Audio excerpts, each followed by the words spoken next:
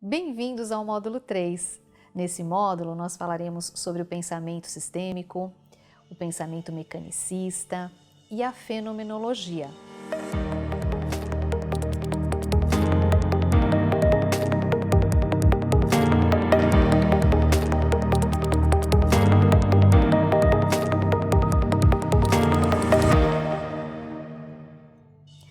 Nesse início, tem bastante teoria mesmo, pessoal.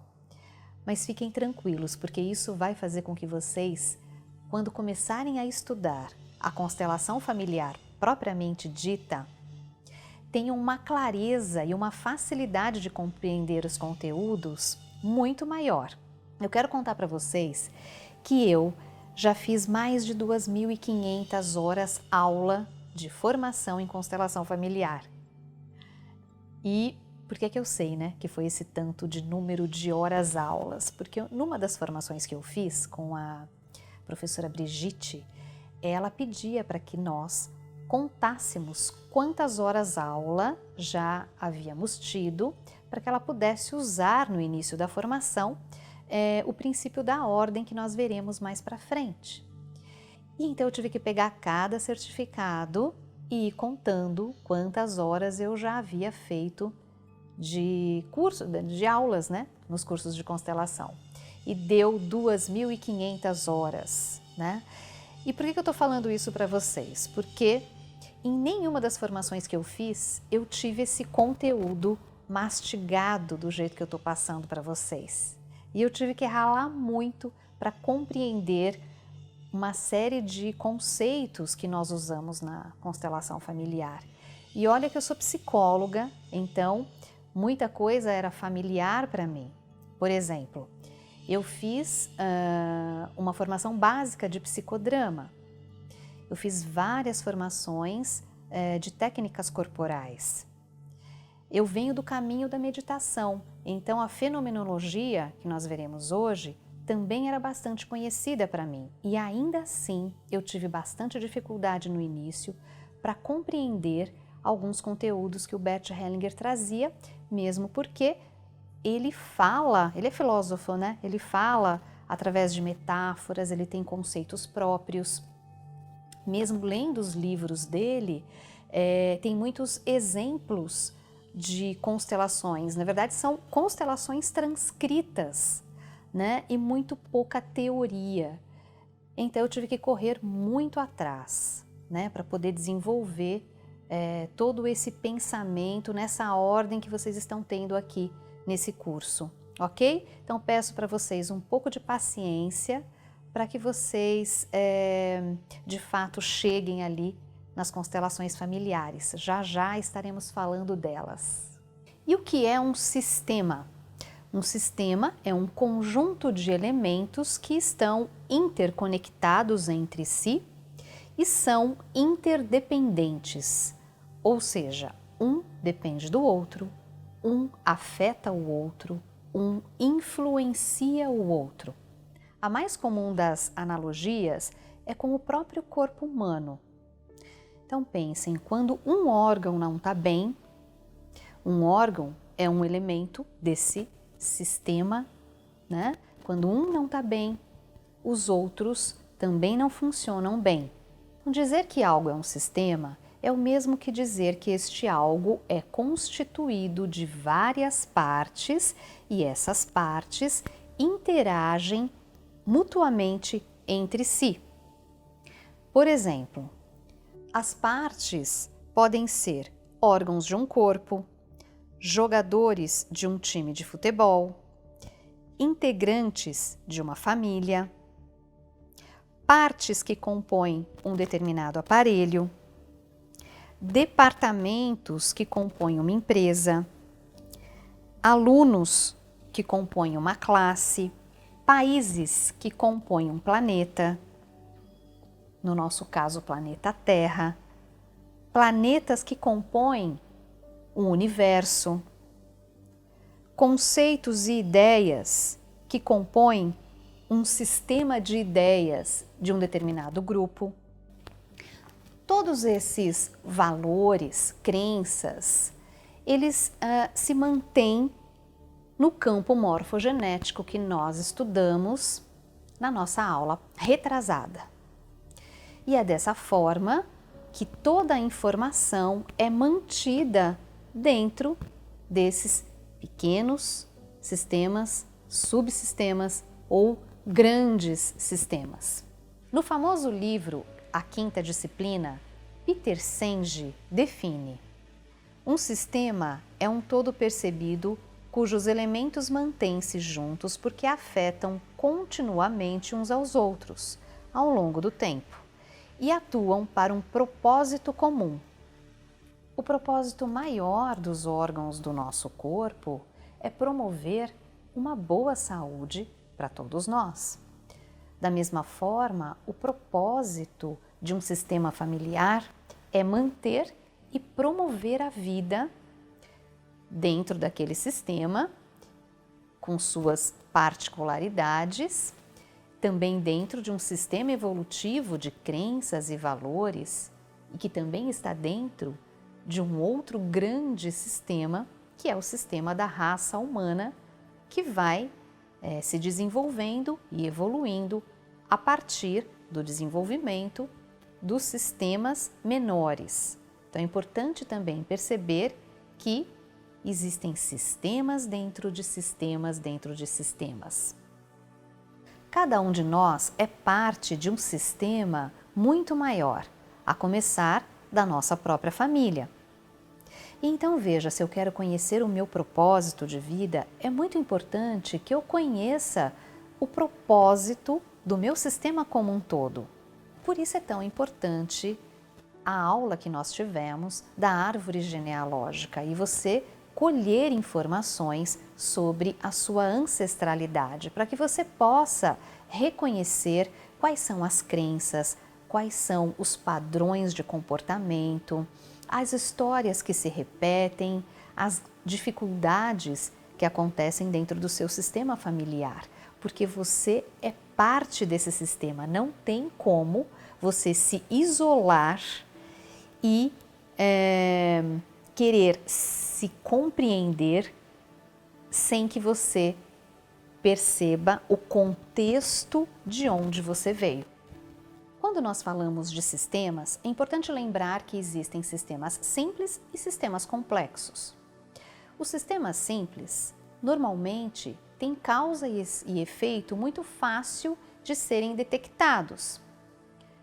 Por exemplo, se eu coloco a mão na água quente, queimo a mão. Se eu abro a torneira, sai água. 2 mais 2 é igual a 4. E esses fenômenos acontecem em qualquer lugar do mundo. 2 mais 2 é igual a 4 aqui no Brasil e também é igual na China e também é igual em qualquer lugar. Se eu abro uma torneira, vai sair água e se eu colocar a mão numa água quente, eu vou me queimar. Esse é um problema simples. Quando nós estamos falando de família, existem muito mais variáveis. E então nós começamos a entrar na complexidade de sistemas. E é disso que eu vou falar agora para vocês. Quando nós falamos de sistemas complexos, o corpo humano, uma família, uma organização, qualquer grupo de pessoas, o sistema político, o sistema econômico, o sistema meteorológico, são muitas variáveis envolvidas. E cada uma dessas variáveis, elas são abertas e podem ser influenciadas por outras variáveis. Então, a forma de pensar um sistema familiar é a partir da complexidade e não a partir de um sistema simples. E é por isso que, quando nós falamos de um problema complexo, não é possível identificar a origem desse problema, como quando estamos lidando com problemas simples, exatamente porque são muitas as variáveis. Então, faz parte do pensamento sistêmico se despedir dessa ideia de encontrar uma causa para um problema. Não dá para pensar, por exemplo, quem foi a primeira pessoa na sua família que começou a pensar que as mulheres precisam dar conta de tudo. A gente pode fazer uma pesquisa e perceber que existem variáveis que foram levando algumas mulheres a pensarem dessa forma. Mas sempre existem muitas variáveis, não existe uma única causa para um único efeito. Quando a gente pensa no sistema político no Brasil, não dá para a gente dizer que o que está acontecendo agora, tanto no sistema político quanto econômico, que a causa foi determinado presidente que naquela época fez tal coisa ou tomou tal medida e foi por causa daquilo que hoje estamos da forma que estamos. Não, é muito mais complexo. Então, quando lidamos com sistemas familiares, estamos lidando com sistemas complexos. O ser humano é um ser complexo, inconstante, imprevisível, não controlável. Não se preocupe se acontece com você de um dia você acordar de um jeito, no dia seguinte você está de outro jeito. Isso faz parte da natureza humana. Nós somos seres complexos. E o pensamento complexo, o pensamento sistêmico, eles são muito novos. E paralelo a ele, o pensamento anterior ao pensamento sistêmico é o pensamento linear. Nós também chamamos de pensamento mecanicista, cientificista. E é importante trazer para vocês a diferença desses dois jeitos de ver o mundo, dessas duas visões de mundo, para que você possa perceber quando é que você está pensando de uma forma mecanicista e linear e quando é que você está pensando de uma forma sistêmica. Por quê? Você precisa começar a praticar pensar a vida, pensar a si mesmo, pensar o mundo de uma forma sistêmica se você quer trabalhar com constelação familiar. Nós precisamos mudar o paradigma, sair do paradigma antigo da ciência e começar a ver o mundo de acordo com o novo paradigma, que é o paradigma sistêmico. Inclusive, esse é um dos livros que eu gostaria de indicar para vocês, de uma autora que é brasileira. Eu me esqueci o nome dela agora, mas o nome do livro é Pensamento Sistêmico, o Novo Paradigma da Ciência. Quando você pensa no tempo, você usa uma estrutura de pensamento linear, ou seja, uma coisa vem depois da outra. Então você pensa dias, semanas, meses, estações do ano, anos, né? Então uma coisa vem seguida da outra e é importante usar o pensamento linear para pensar sequências de pensamentos ou ações. No entanto, quando você escreve, você precisa pensar na relação entre as palavras. E muitas vezes a relação entre as palavras tem a ver com a relação entre as ideias, que tem a ver com a relação entre os sentimentos e por aí vai. E aí a estrutura de pensamento não é mais linear, agora é uma estrutura de pensamento sistêmica. O problema é que muitas vezes a gente usa a estrutura do pensamento linear para pensar situações que são sistêmicas. É quando, por exemplo, eu olho para uma árvore, mas não incluo a floresta no qual essa árvore faz parte. É quando eu olho para uma verdade e excluo todas as outras possibilidades. É quando eu não me abro para novas perspectivas e fico apenas com uma perspectiva. Por exemplo, eu gosto de uma determinada comida e eu vou comer aquela comida pelo resto da minha vida e não me abro para experimentar, de repente, uma comida japonesa, porque não faz parte da minha cultura. Então, muitas vezes a gente pensa a partir de uma única perspectiva e não inclui outros jeitos de ver a vida. E então, dessa forma, nós ficamos limitados, muitas vezes, dentro de um pensamento linear que nos leva a ter uma atitude de ou isso ou aquilo, né? Então, ou eu sou empresário, autônomo, ou eu sou dependente e não trabalho. E aí faço o meu horário e faço o que eu quero.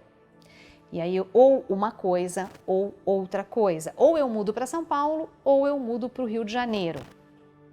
Perceba que muitas vezes não tem um meio termo. Ou é isso ou é aquilo, né? Então, a vida dentro do pensamento linear, apesar dele ser fundamental para algumas coisas, não pode ser usada para todas as coisas, porque muitas vezes ficamos limitados. E muitas vezes o pensamento linear, que não inclui outras verdades ou outras perspectivas, pode me levar a pensar na forma de julgamentos. Então eu incluo apenas aquilo que eu acredito e muitas vezes repetindo até um padrão que é familiar ou um padrão daquele grupo ou daquela cultura. E eu posso ficar sempre presa dentro daquela mesma fala, por exemplo, todo advogado não presta, todo político é corrupto. E quando eu tenho essas frases feitas, elas me limitam demais. Então perceba agora se você está preso em algum dilema na sua vida em que você fica repetindo para você ou isso ou aquilo, e então muitas vezes você se coloca no famoso beco sem saída. Você não faz nada, porque se você fizer isso, não vai ser bom. Se você fizer aquilo, também não vai ser bom. Ou o contrário, se você fizer isso é bom, se você fizer aquilo é bom, e então você não faz nenhum dos dois, porque você não sabe qual dos dois é melhor. E como você quer sempre tomar a melhor decisão, você fica lá durante muito tempo tentando ver qual é a melhor e fica paralisado.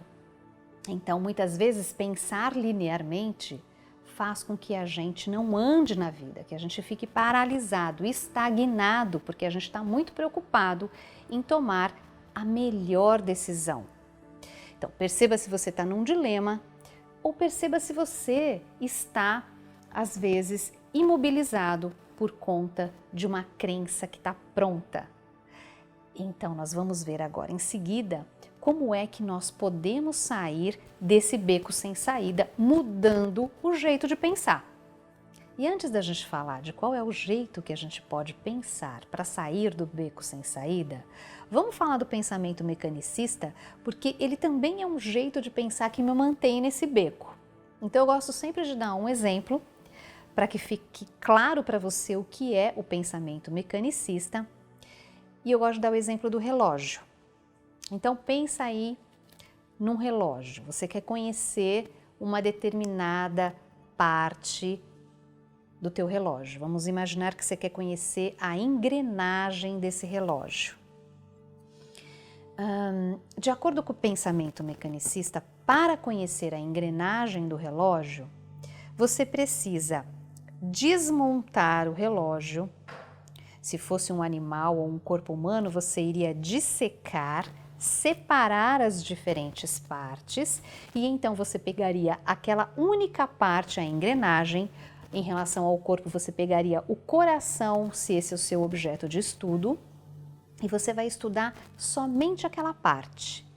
E você vai então perceber como é que quanto pesa, como é que ela funciona, qual é a função daquela única parte. Foi a partir dessa estrutura de pensamento que surgiram os especialistas, por exemplo, pensando em coração, os cardiologistas, que são os médicos que entendem tudo sobre coração. No caso do relógio, eu vou ser uma especialista em engrenagem de relógio. Eu retiro aquela parte do relógio, sei tudo daquela parte e sou então uma especialista em engrenagem de relógios. Ok, só que não, né? Porque no pensamento sistêmico é assim. Estudar muito uma única parte de um sistema não me garante que eu entenda do sistema como um todo. Por quê? O coração, quando é estudado sozinho, ou a engrenagem, quando é estudada sozinha, ela funciona de um jeito. Mas quando ela é colocada dentro do contexto, ela funciona de um outro jeito, porque agora ela sofre o efeito e é influenciada por todo o conjunto. Então, o coração dentro do corpo funciona de uma forma diferente de quando você separa ele do corpo. É por isso que quando você vai a um médico especialista e você tem algum outro tipo de problema de saúde, muitas vezes o remédio que você vai tomar para o coração vai atrapalhar o teu intestino. Ou o problema que você tem no coração, na verdade não é no coração, como a gente estava dizendo lá na medicina chinesa. Pode ser alguma questão lá no seu intestino que está provocando aquilo. Enfim, né? Não dá para que a gente possa resolver um problema sem incluir aquela parte no todo para ter uma visão do todo enquanto estudando aquela parte. É preciso contextualizar. E o pensamento mecanicista vê, por exemplo, o corpo humano como uma grande máquina, né? E cada um dos órgãos como se fossem partes dessa grande máquina. E para eu conhecer essa grande máquina, eu vou precisar separar cada uma das partes isoladamente. Um autor chamado Atlan dá um exemplo muito interessante. Ele diz assim: depois de ter separado muito bem neurotransmissores do sistema nervoso e neurotransmissores do sistema digestivo, é incrivelmente assustador encontrar neurotransmissores do sistema digestivo no sistema nervoso. E a verdade é que fomos nós que separamos o sistema digestivo do sistema nervoso, mas eles estão totalmente interligados. Hoje já é reconhecido pelos cientistas a interligação entre as células imunológicas, as glândulas, as células do corpo e como elas formam uma grande rede psicossomática que se estende por todo o nosso corpo, mente e emoções. A medicina germânica do Dr. Hammer, se você não conhece, dá uma gugada, porque é bastante interessante e ela é bem nova. E o que o Dr. Hammer descobriu? Que toda doença ou sintoma tem hora marcada. Está relacionado a um conflito que aconteceu numa hora, num dia e num local específico.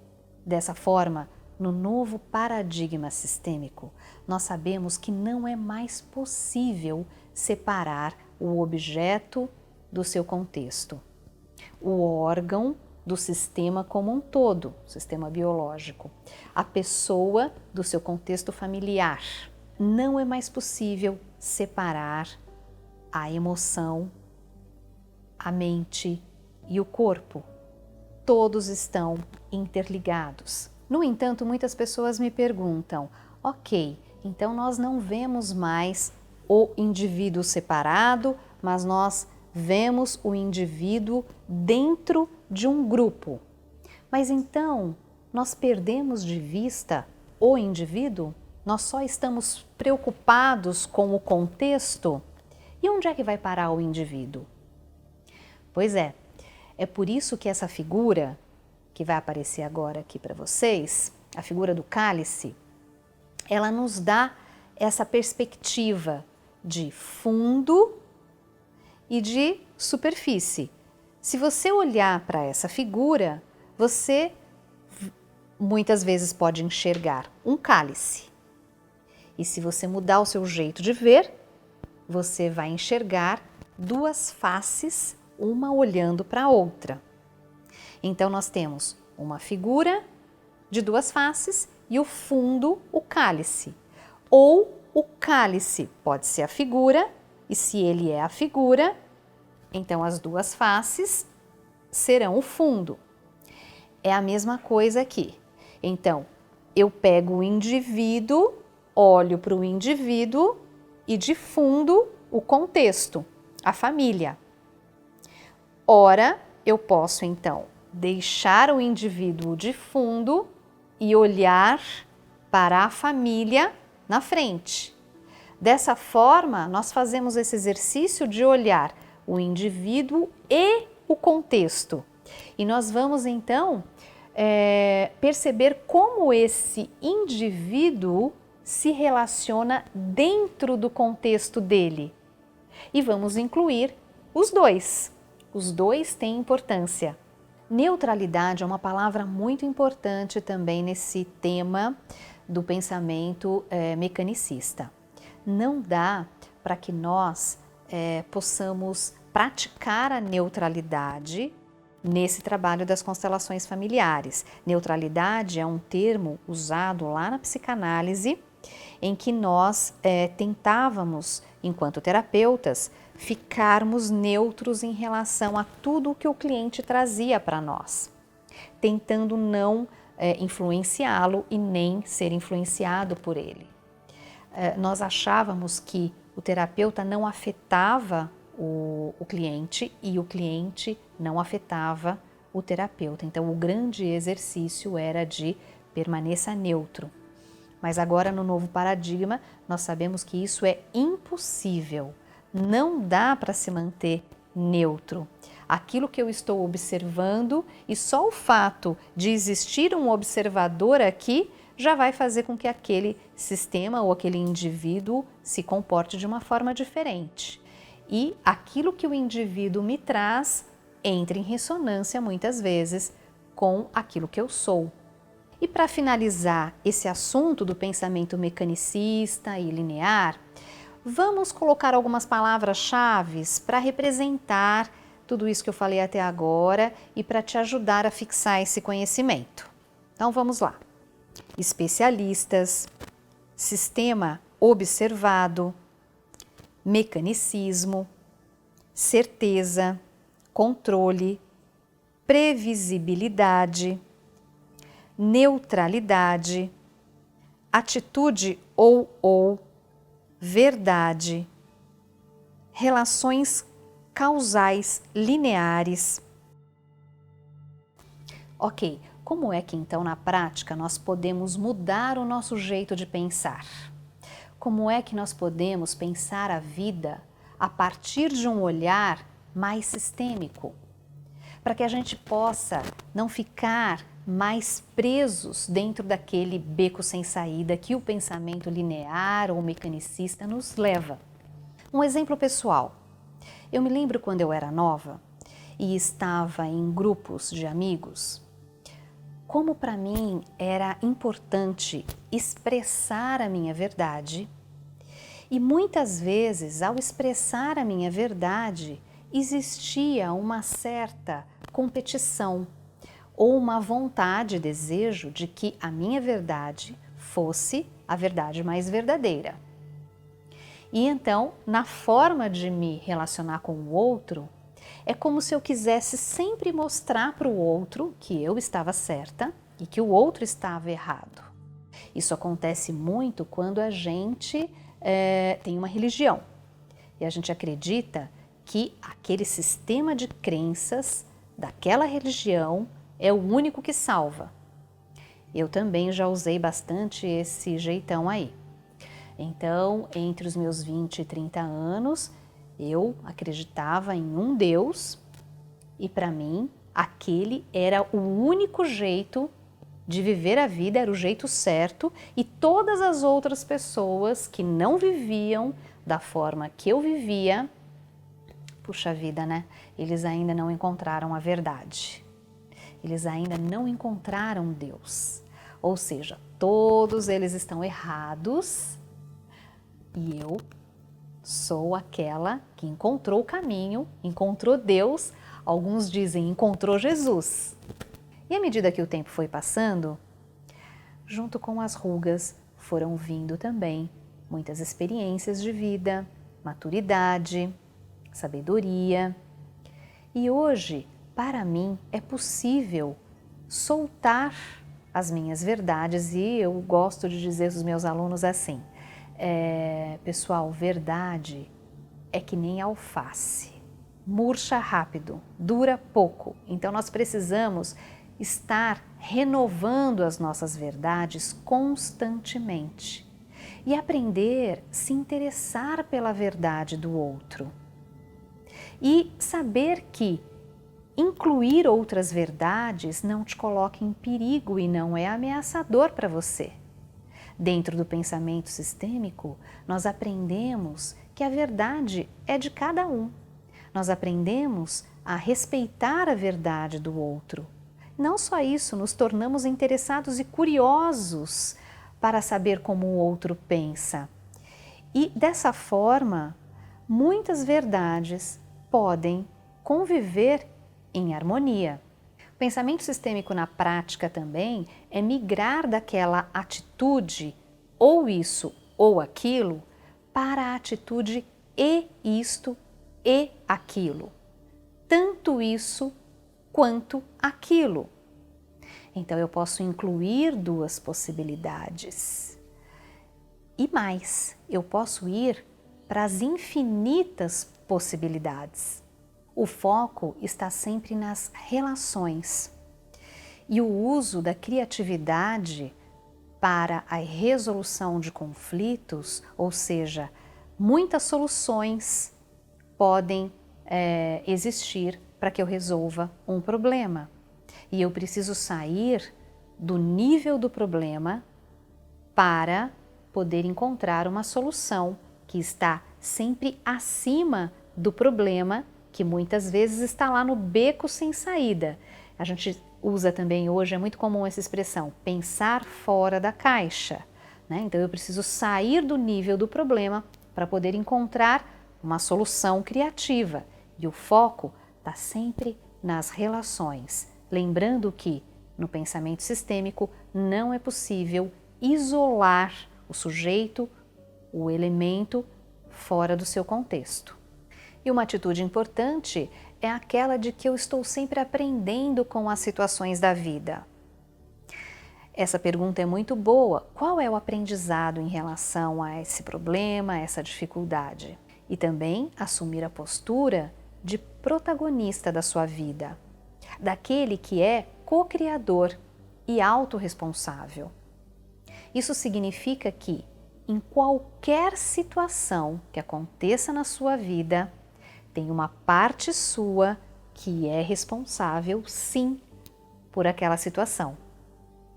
E aí a boa pergunta seria: qual foi ou qual é a minha parte de responsabilidade ou de contribuição para que este problema aqui aconteça ou acontecesse? Importante também que a gente não tenha uma única interpretação em relação a um fato e aprender a conviver com várias interpretações, muitas possibilidades em relação a um determinado problema ou situação. Pensar de uma forma sistêmica significa incluir. Nós incluímos e saímos dessa postura de excluir e ir simplificando. Saímos dessa postura de querer reduzir para chegar a uma resposta simples. Porque a verdade é que nós somos seres complexos e as respostas são complexas. E nós não vamos conseguir chegar àquela única verdade. Então, nós temos que aprender a interpretar até certo ponto e depois de um certo ponto abrir mão de querer saber e nos entregarmos ao mistério que é a vida e que muitas vezes não tem respostas para algumas questões. 2 dicas práticas para te ajudar a lidar com problemas no geral. Vamos lá. Primeira pergunta que você sempre deve se fazer: em que condições acontece o fenômeno no qual estou interessado em observar? Pergunta 2: como o vejo relacionado com os outros elementos do sistema?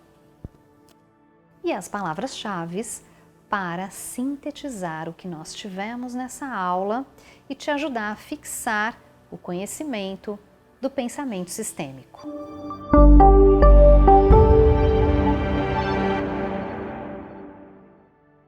Padrões interconectados, complexidade, desordem, caos, transdisciplinariedade, crise, múltiplas verdades, multiversões, redes de redes, incontrolabilidade, intersubjetividade, sistemas amplos, ampliação do foco, foco nas relações, atitude e instabilidade do mundo, impermanência, inconstância.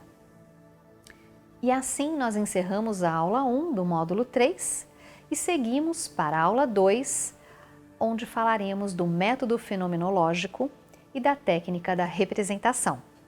Até lá!